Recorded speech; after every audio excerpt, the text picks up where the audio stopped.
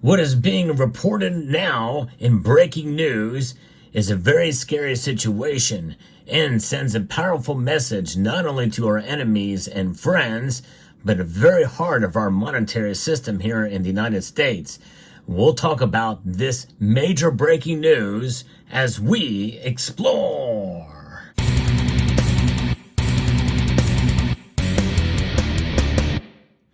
This just coming in from an incident that occurred earlier in the month, just coming across the wires, sort of at the quiet of the holiday season, is a massive hack by China. A state-sponsored actor in China hacked the United States Treasury Department, gaining access to the workstations of government employees and unclassified documents, according to the Biden administration. Now, unclassified documents, my guess is probably there were, who knows, we may learn later that in another slow news day or on a Friday, they say, well, there were some classified documents that were breached.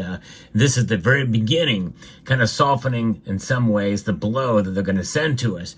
This is big news, folks, and this is why it's good to have all of these in your hand to protect yourself, because in a sense, really, cash can't be hacked in its form. $100 is $100. The only way it's really being hacked is legally by the Federal Reserve, by devaluing it every year and every month, for that matter, as we're seeing time and time again with inflation. But gold and silver cannot be hacked, and that's really the valuable lesson here. So if you are interested in protecting yourself with gold and silver, well, that's where my friends at Summit Metals come into play.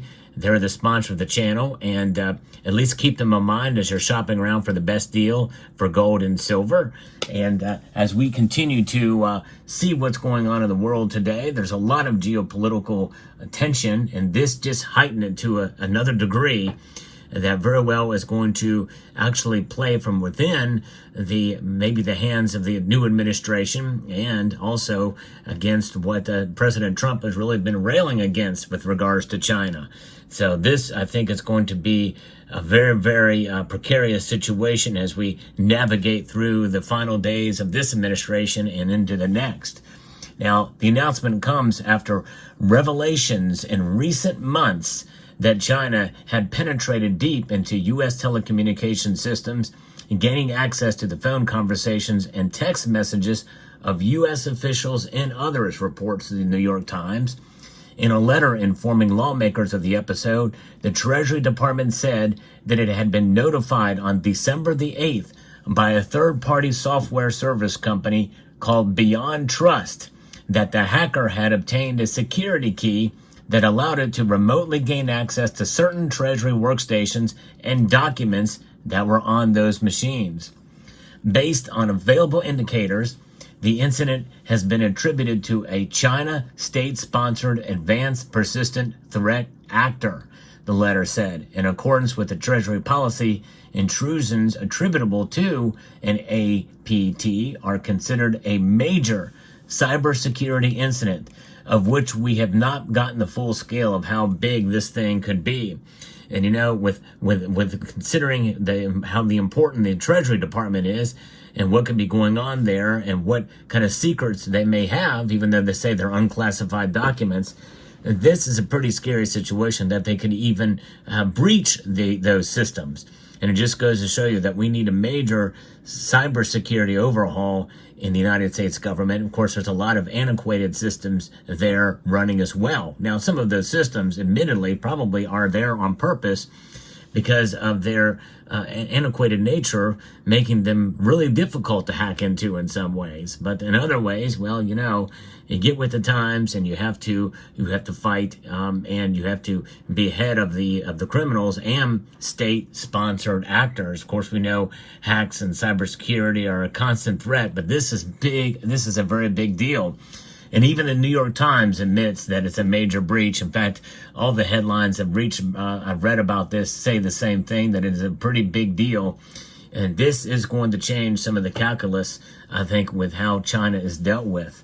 Wow, this is something else. It says, Treasury Department said it had worked with the FBI, the intelligence community, and other investigators to determine the impact of the breach.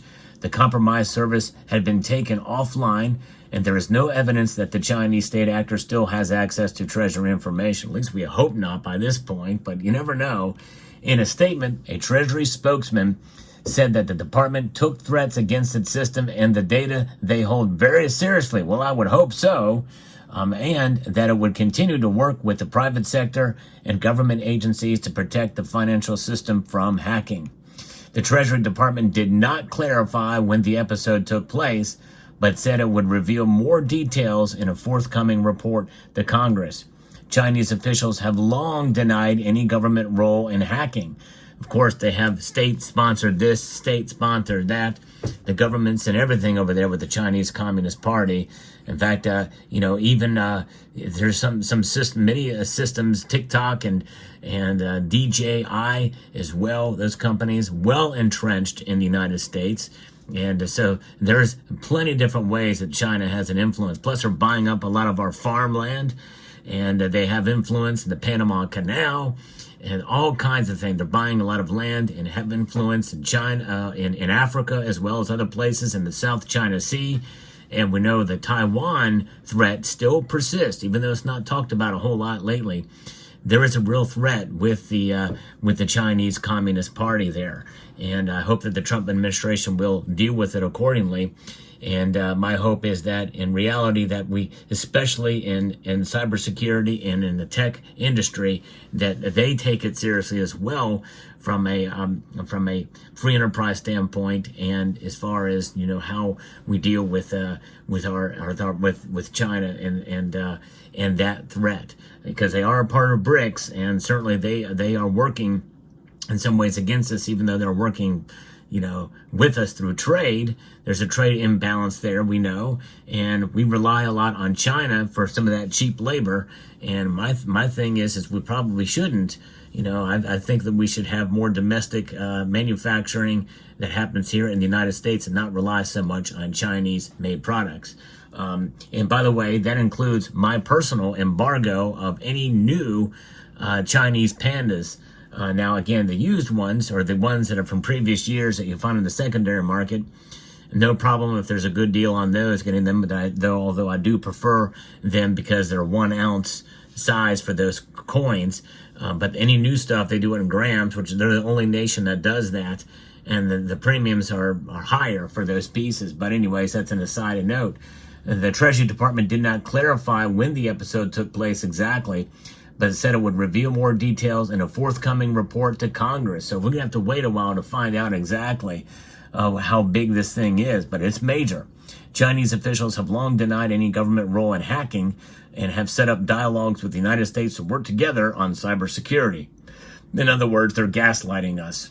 Earlier this month, officials from the Treasury Department traveled to China for a round of meetings of their economic and financial working groups, which cover collaboration on cybersecurity issues. Recent reports of a separate breach of U.S. telecommunication systems by a Chinese hacking group nicknamed Salt Typhoon have raised concerns about the vulnerability of U.S. systems.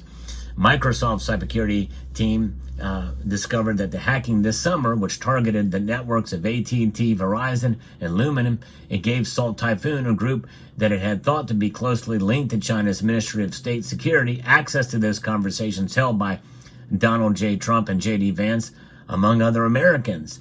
The Salt Typhoon hackers also obtained nearly a complete list of phone numbers of the Justice Department. The Justice Department had wiretap to monitor people suspected of crimes or espionage, giving the Chinese government insight into which Chinese spies the United States has identified. In response to the hack, the Commerce Department said earlier this month that it would ban the few remaining operations of China Telecom, one of the country's biggest communication firms, from the United States. Wow. So this takes it to another level and involves our Treasury Department. This is certainly big news. It'll be very interesting to see how this plays out. But again, I tell you what, folks, no matter what happens with our dollar and the Treasury Department and the systems tied with it, this is why it's one reason it's good, because to have gold and silver on hand at the very least, and some cash as well. Cash mainly to protect yourself so you don't have to spend these in an emergency. You don't have to liquidate your gold and silver. So there it is. Now, what I like to do here on this channel is bring you the latest news as it breaks with regards to precious metals or anything related to it, and I feel this is. So if you enjoyed content like this, I hope you would consider subscribing to the channel and pressing that thumbs up button down below. And let me know what your thoughts are about this story today. This is big news, folks. And it figures that they're now just releasing it right in the middle of a holiday week. It's crazy. That just goes to show you how important this is. So what I want to do is bring it out to those of you who may not have been made aware of this, as this news is just breaking. So let me know what your thoughts are down in the comment section below. I hope you found this video informative, insightful, and educational. And a lesson to be learned is hold on to assets that cannot be hacked in any way, shape, or form. You cannot hack silver. You cannot hack gold. And if they start to do a central bank digital currency, more than likely under the guise and under the Federal Reserve System, you know, that's going to put more power in their hands, more power and with information that could be used against you, and not only by the Federal Reserve itself to punish you, but foreign actors. And this is why it's always good to have some sound money at your in your possession to protect you. The ultimate protector of wealth and safety is gold and silver. So I'd like to extend a multitude of gratitude to you all and encourage you to please rate, share, comment, and subscribe.